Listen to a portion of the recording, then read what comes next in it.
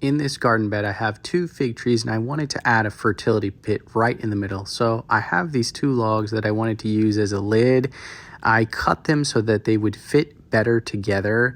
And then I took them over. You could see they fit pretty well together. I was sizing them to see how big my lid needed to be, and then subsequently how big my hole needed to be. And then I started digging, and I dug through the topsoil, which was actually really nice, soft, supple, dark soil that was really easy to dig through. And then I got down further to the clay soil, which was definitely not as easy to remove from the hole. I put the logs back in. I realized that I would need a few more logs and I need to put them the other way. So I put those 2 logs there I originally had. Then I got 2 more. I sized those and then I went to cut those. I came back and I had all 4 logs now to my left side ready to fit for the lid.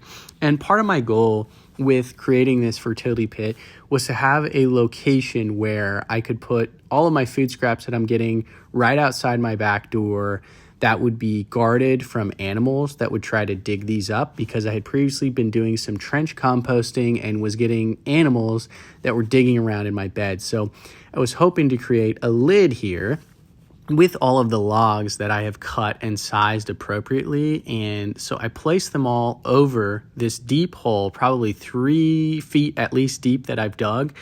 And then I'm placing them and hammering them down in with this mallet into the soil. So they're sunk down just below the surface of the soil. And then this 3rd log over from the right, I left it a little bit more elevated above the soil. And then I took the clay soil and I started packing that into all of the little grooves to kind of create this little cohesive lid that would keep the water from just pouring into this place, and also have a layer of wood, clay, and then topsoil that would prevent animals from finding this food scrap location as easily. So now I had it all. I covered it all with mulch.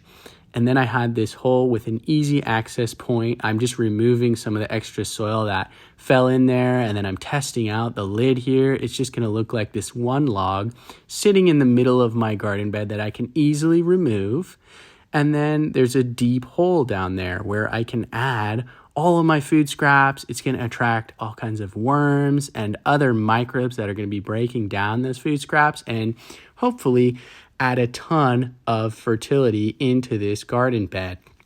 It's almost like a semi-hugelculture / in-ground composting setup, since the wood is buried under the soil. It will decompose over time, and I may need to replace the lid, but that'd be an easy thing to do. And I gave it a try here, a first test run with all of these leftover butternut squash scraps that I'd been cutting up. So I removed the lid. It was really easy. Had a cutting board full of stuff. It was a great size to just sweep all of that stuff off the cutting board and straight into the hole.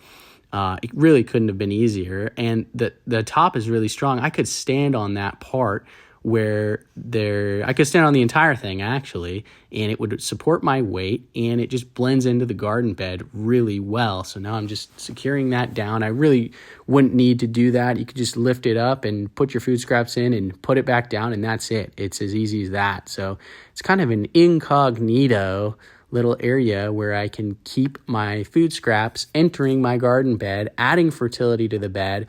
And then eventually, that'll be some new garden soil that I can hopefully use in other areas if I wanted to get. They're basically going to be worm castings and all kinds of other castings of things that are breaking that stuff down. I'm sure I might find some black soldier fly larvae eventually, but you can see there deep down in the hole where the food scraps are going to be added over time. And I'm planning to add a bunch of these little fertility pits all over in other garden beds that I have to see if I can boost up my overall soil health and fertility in those beds while creating a nice safe space away from animals, away from anything that would try to find this, away from my dog, so that I have an area to do that.